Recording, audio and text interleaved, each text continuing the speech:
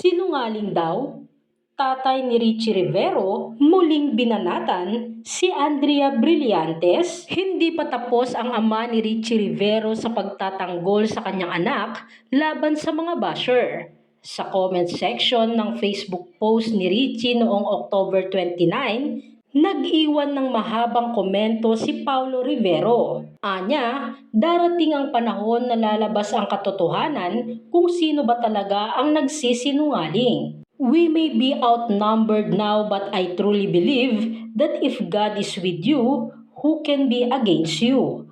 Ani ni Paulo, isang tao na tinawag niyang iha na hindi man daw nagsasalita ay siguradong ginagamit ang mga kaibigan para magpakalat ng false rumors tungkol sa kanyang anak upang makakuha ng simpatya. Hindi direktang binanggit ni Paulo ang pangalan ni Andrea Brillantes, pero tila ang aktres ang pinatamaan niya. Sinabi rin niyang misguided ang naturang babae ng mga taong nakapaligid dito.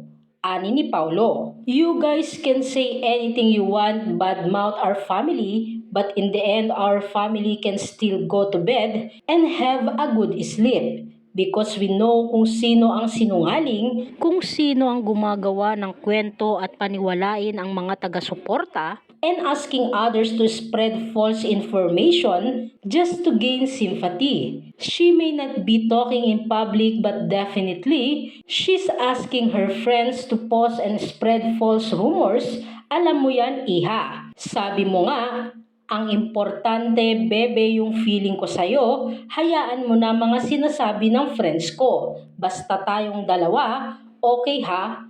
Talaga? Ganun lang yun?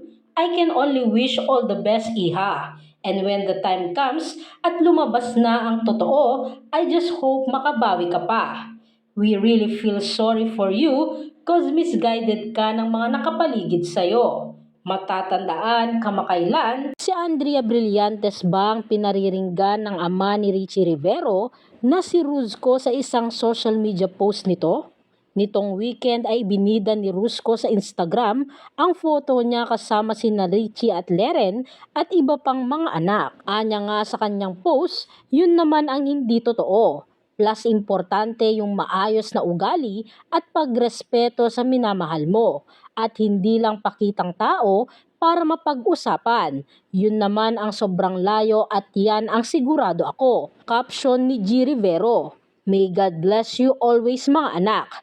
Dagdag pa ng tatay ni Richie. Kapwa pinusuan naman ni Richie at Leren ang nasabing post. Narito naman ang samot-saring komento mula sa mga netizens. The relationship ended because someone cheated and that is toxicity. Palalaking tao nagpapakampi. Unlike Andrea, nasaktan na't lahat, siya lang mag-isa hindi na humakot ng ibang tao para i-hate si Richie.